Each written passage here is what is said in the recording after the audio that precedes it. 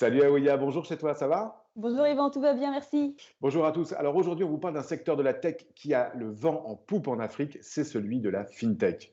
Oui, en effet, Yvan, ça marche très fort. Mais Aouya, c'est quoi la fintech? Eh bien, la fintech, ce sont des services financiers numériques. Et pourquoi ce secteur est très important en Afrique? Eh bien, c'est un secteur qui facilite la vie de nombreuses personnes sur le continent africain et notamment les non bancarisés. Avec ce système, en tout cas avec ce système, vous pouvez régler vos achats, transférer de l'argent, régler des factures. C'est un secteur qui crée également de nombreux emplois. Il est adapté au mobile first continent, c'est comme ça qu'on décrit l'Afrique. En effet, le mobile domine le laptop. Et dans quel pays d'Afrique francophone les startups dans ce domaine sont-elles les plus performantes et les plus présentes aujourd'hui? Alors, les pays avancés, enfin, les plus avancés sur le secteur francophone sont la Côte d'Ivoire et le Sénégal. D'ailleurs, je te propose de rencontrer Yuma. Elle a créé Paydunia et elle va nous raconter son activité. Et pour cela, eh bien, on a une journaliste sur place, c'est Fatima, c'est une haut-parleur et elle nous attend à Dakar. Bonjour Aweya, bonjour Yvan, bienvenue au Sénégal. Aouya me disait que la fintech marche très très bien au Sénégal. Effectivement, le domaine des fintechs ici au Sénégal est en effervescence avec de plus en plus d'acteurs qui se lancent, mais aussi de consommateurs. Donc la demande est très forte. Let's go!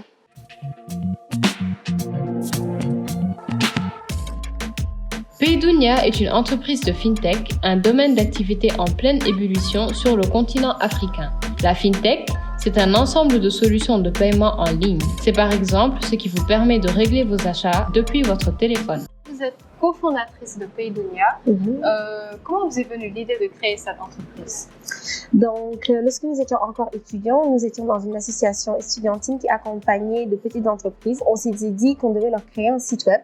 On voulait intégrer PayPal sur le site.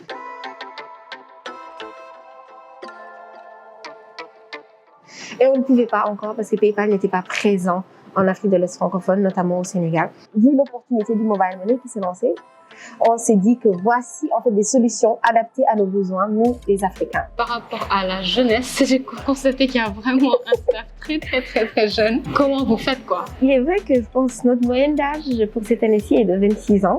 Et je crois que c'est même ça qui fait qu'on est aussi innovant, aussi créatif. On est encore jeune, on a soif d'apprendre, on a envie de relever des défis. C'était vraiment intéressant de rencontrer Yuma et toute l'équipe. Qu'est-ce qui t'a le plus étonné? Alors, ce qui m'a le plus étonné, c'est vraiment le jeune âge de tout le personnel. C'est vraiment une équipe très jeune et qui a réussi à faire des choses vraiment bien et puis utiles.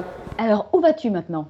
Alors là, tout de suite, je vais aller à la rencontre de Fabella Shop. Fabella Shop, c'est un e-commerce de produits plutôt cosmétiques, très connu ici à Dakar et qui utilise la solution Paydunia sur son site. Donc, je vous y emmène tout de suite.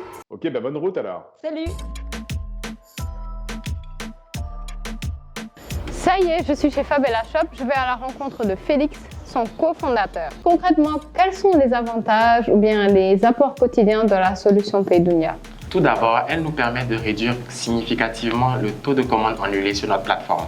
Il nous permet également de garantir une certaine sécurité au niveau de nos transactions.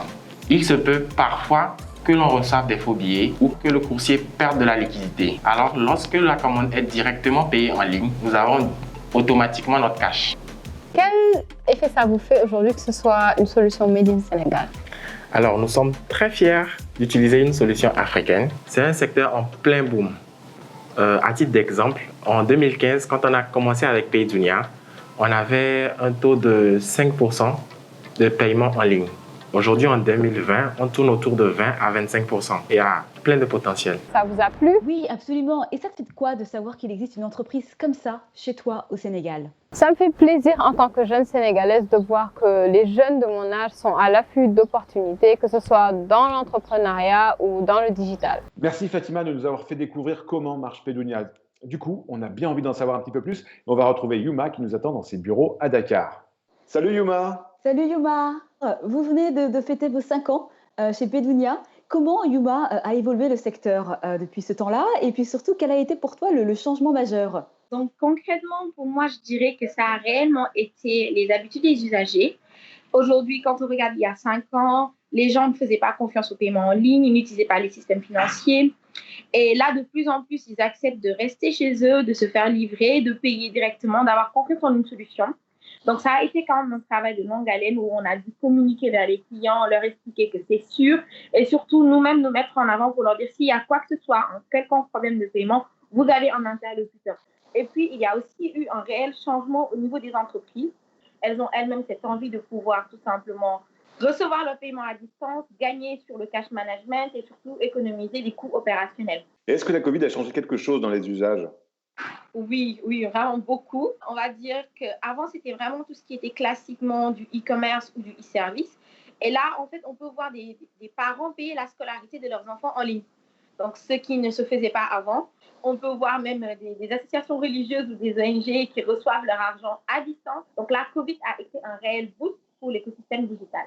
Qu'est-ce que tu dirais, toi? Évoluer dans un univers francophone, est-ce que c'est un frein ou c'est un accélérateur? On voit clairement qu'il y a une différence. L'écosystème est beaucoup plus dynamique au niveau des anglophones. Ce que je dirais, ils sont beaucoup plus pragmatiques.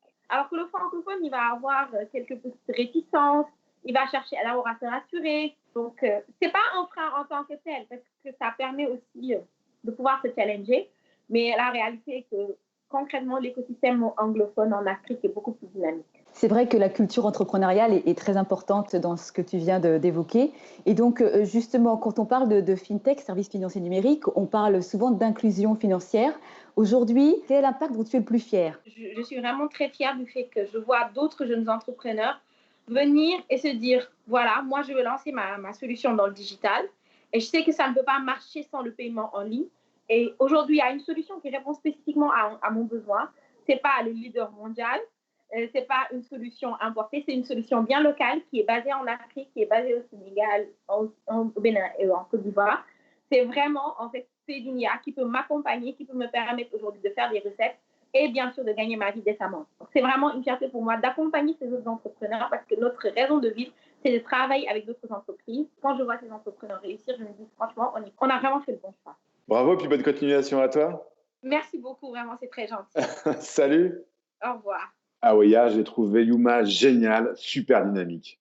Oui, Yvan, c'est super intéressant. Et juste pour information, à titre d'exemple, sachez que récemment, il y a eu un très gros investissement sur le continent africain. Il est allé à une start-up fintech au Nigeria et le montant de la transaction s'élève à 200 millions de dollars.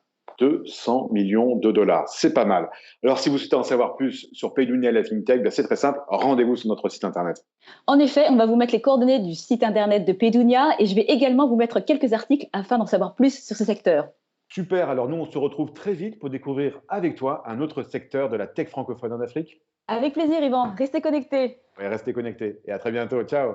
Au revoir.